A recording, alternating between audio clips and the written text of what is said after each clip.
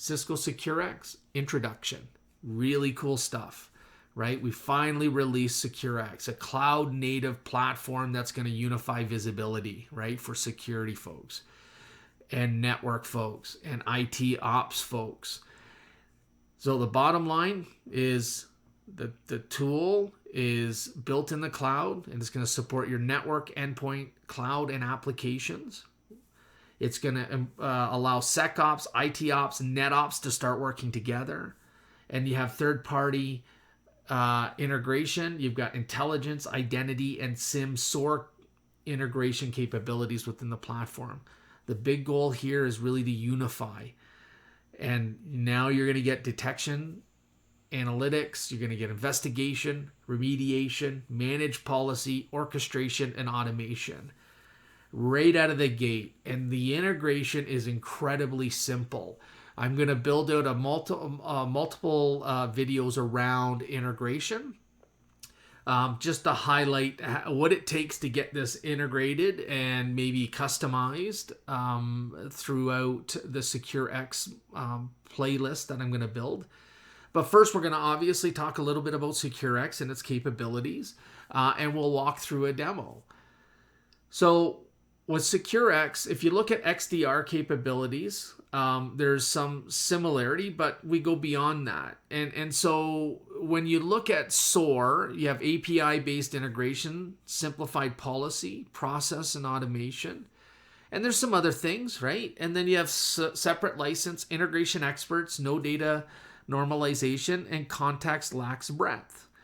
With XDR, we have, again, X product integration, pretty cool. Simplified analytics, response efficiency. So those are all positive things for sure. But, it's separate license, automation experts, massive data lake, which is a big problem, and third-party limitations. So we have some similarities. Obviously, the green falls through into SecureX, where we get simplified experience, unified visibility, and operational efficiency. And you're already entitled to it. So no separate license, no special skills, no data storage, no data lake that you have to build. Actually, the platforms that you have deployed become the information channel that SecureX leverages to get updated. SecureX unlocks tremendous value, right? So integrated and open, which is going to provide simplicity. You got unified in one location, so we got some visibility. And then you want to maximize operational efficiency. SecureX is included with every Cisco security product. In 15 minutes, you can achieve real benefits, and I'll show that as we go along in this journey. It's in half the time customers say they visualize threats in their environment. You have 100 hours by unifying visibility and automating your workflows, an 85% reduction in time to respond and remediate to an attack, and that one's massive, right? If I'm saving time and I'm reducing risk, that means my team can focus on value for the business. We also got integrations that are pre-built or custom. We've got this ribbon that follows you around into other interfaces so you never lose context. You have dashboards that are fully customizable. Threat response becomes a module within SecureX. And orchestration, drag and drop, right? The ability to build out these workflows and automate some of the tasks, like a phishing attempt that may have taken place. What do I want to do? Well, I want to take a forensic snapshot. I want to isolate a host. I want to create a WebEx Teams room. I want to create a ServiceNow ticket. I want the right people in the WebEx Teams room to be already added to it. So really cool stuff around orchestration and automation. Now, if we look at before, you have an IOC alert, right, as an example. And then what we do is we'd investigate that incident and most likely have multiple different consoles to do that. And then finally, once you determine the threat, right, and what it looks like, you're going to remediate but you're probably going to have to coordinate with multiple teams. And that's usually a challenge that I'm hearing out there, is that even when you determine a threat is real, you've got to engage multiple different teams. Not necessarily that's a bad thing. It's just that you're bringing in more people to remediate that threat. And so there's some complexity. And so you're looking at about 32 minutes. With SecureX, you're going to visualize that threat very, very quickly. You're going to very quickly walk into a platform. You're going to use Cisco threat response or SecureX threat response. You're going to give it some observations that you've determined, an IOC, right, or an observable, and you're going to get this visual almost instantly, and you're going to be able to action or remediate right from that dashboard, not having necessarily to log into other tools to take action. Now, you might log into other tools for enrichment, meaning that you're looking for additional information, right? So Cisco Threat Response is definitely going to take those observations and enrich them very quickly and visualize them. But you may want to go in and see the full chain of an attack on an endpoint as an example. Or you may want to go into Stealth Watch and look at a flow query. So you're going to have those abilities very quickly to pivot as needed, but take action when required. Now, what does visibility look like? If you look at an incident in many organizations, they have multiple different consoles up, right? And they're pivoting and moving around in those consoles, trying to figure out what is and what is not. And with SecureX, you're going to remove a lot of that. It's not that you don't jump into other interfaces, but you're going to have the visual almost, instantly, right? As the dashboard refreshes, you're going to get information, right? And so you're going to be able to customize these fully, meaning the dashboard. You're going to be able to build the automation and orchestration, but visibility is key, right? And if you can see it in one spot, it's going to allow you then to take action. And maybe it's to create an incident or a ticket, assign it, leverage workflows and automation. But the goal is to be able to pull that information and visualize what might be happening in the organization. And it gets really exciting, right? When we start getting into the integration and automation a little bit later in the series, I think that's where you're going to see the power of the platform. And if you look at what we typically do today, you've got these playbooks. Some of these might be outdated. You've got automation scripts works, right? Sometimes, right? You upgrade product and obviously sometimes those scripts break. You have integration scripts that no longer work, right? So this is the breaking thing, right? You have people supporting those capabilities. You build these really interesting capabilities or integrations in-house, and then those people leave, and now you have other people that come in that have to learn that and don't really understand all the nuances of why certain things were built.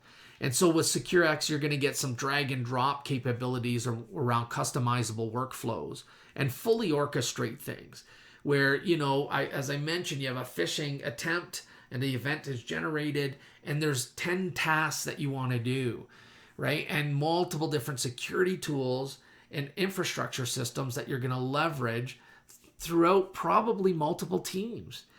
And so when you bring the teams together, IT ops, net ops, and SecOps, you have the opportunity to work together and build out these workflows and realize some of these automation capabilities, including maybe isolating a host or a printer that's scanning an environment at 2 a.m, doing port probes, right? Taking flow data, ingesting that data in and generating an event based on that activity, and then having your ability to be able to consider what are the next actions, right, in that. And some of that, around host isolation will happen day one. Some of these capabilities are going to happen over a period of time as we continue to add capabilities. But right out of the gate, there's a lot. And so this is a screenshot using dusk mode. And you can see I've got a bunch of dashboards created already, and I've got integration around Cisco Firepower and Cisco Umbrella, and I build out some dashboards, right? Here's endpoint AMP, but I called this Cisco Security Dashboard, so there's more information there. I've got Cisco Security Endpoint Search using Orbital with endpoint AMP. I can drag the dashboard around. I can, stretch them, shrink them, etc. I can very quickly remove additional information on the screen, and you can see how the dashboard automatically repositions properly on the screen. And look, from here I can pivot as well from SecureX into other platforms, right?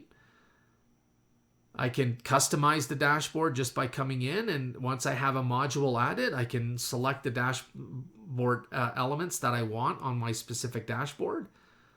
And again, I can resize them. I can set a time frame here.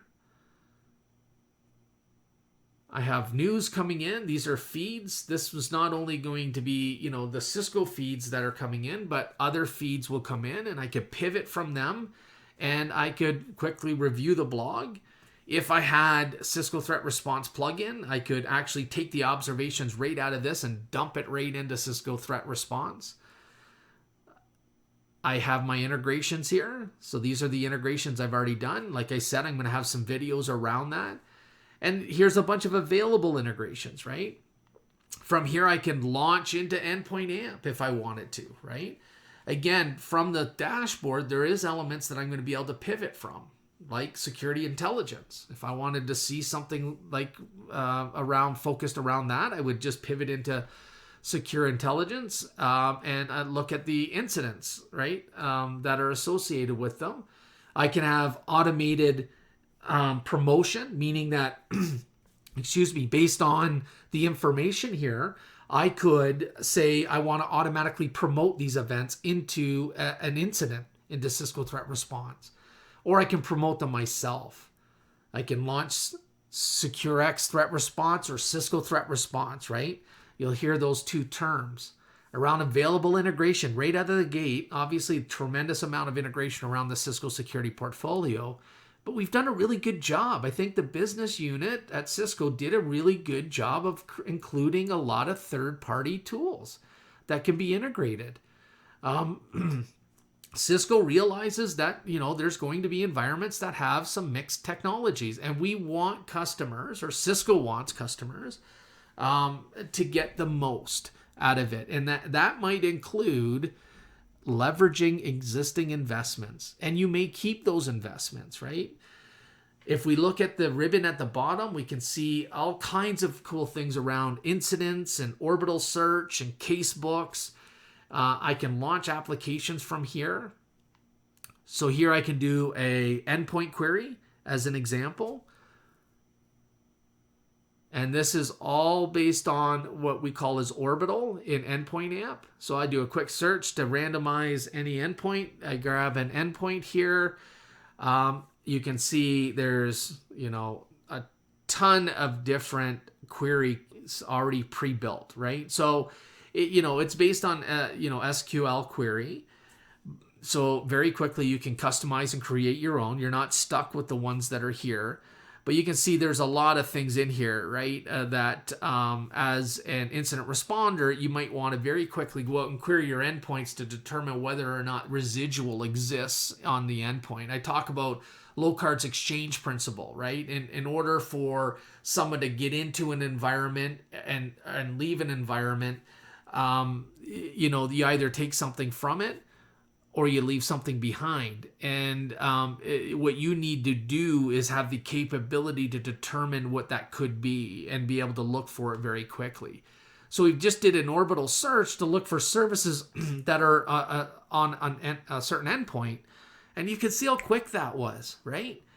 Look at that. If I was looking for a specific service the adversary had created here, I can do that. Right? If I'm looking for a registry run key, I can do that very, very quickly from this dashboard and not even having to jump into endpoint AMP. When we look at incidents here, you can see that I've got a couple of incidents that haven't been assigned yet. And I look at this one, a very simple example. You can see the high urgency And you can see somebody tried to use FTP command that triggered the alert. I can see my targets. I see my observables that are here. I can see the timeline. I can see the sightings. And look at this, right? So it gives me some good information. What device seen the information that I'm looking at? And it gives me some insight about the policy and some artifacts associated to it. Like it was TCP, right? What was the initiator port? Very quickly from there, I can pivot into that event, right? Again, this looks very similar. I can assign myself here. I can also assign myself in the dashboard. So again, as you're in different interfaces, you can still do that, right? And you can see a nice little message letting me know that it updated. From here, I could choose to jump into SecureX threat response or Cisco threat response, right? And look at that. Visually, I can see what's happening.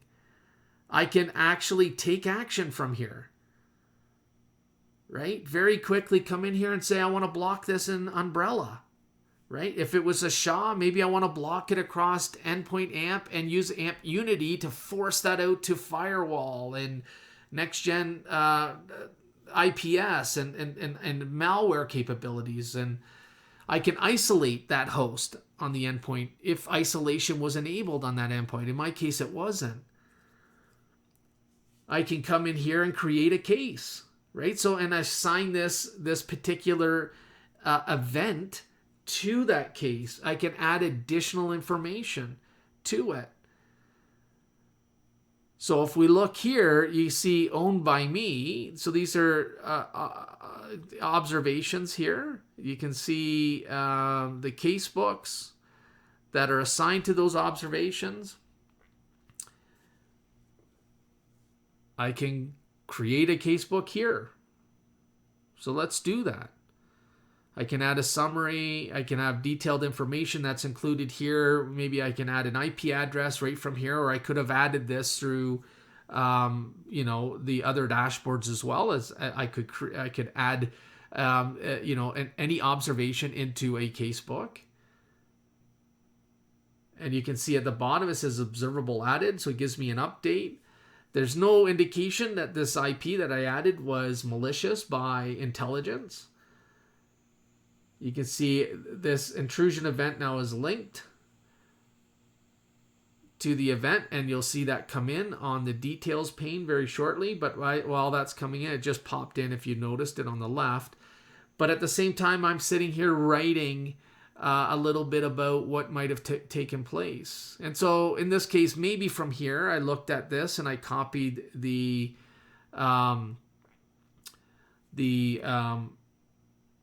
URL, or I've added it to an active casebook as an example. And we're going to do that. So even though I'm not in that, and at the bottom there, you may have seen the ribbon. The ribbon follows you. But see that? It automatically came into the ribbon, right? Because you don't lose context anymore. This follows you around. So now I can very quickly copy and paste that into my notes, even though it's part of the observations that are outlined in the casebook. Maybe I wanted to make reference to what I actually did. And from here, I could take action as well. I could have taken action in threat response. I could have taken action in SecureX. Again, my sightings, detailed information that I may want to specify something specific within a casebook. So I could obviously reference the event again, and then add that information if I chose to. And there's my linked reference here as well. I could take a snapshot of this as well, any additional indicators. So it's pretty cool stuff, right? And again, we haven't talked about orchestration. Orchestration will come up in later videos. But I think this is a pretty cool intro to a platform that has just been released less than 10 days ago. I think it's July 11th, so maybe 11 or 12 days. And you're gonna see I built out a brand new environment to support this, and it's quick. Integration's quick, so it's pretty cool. Check it out.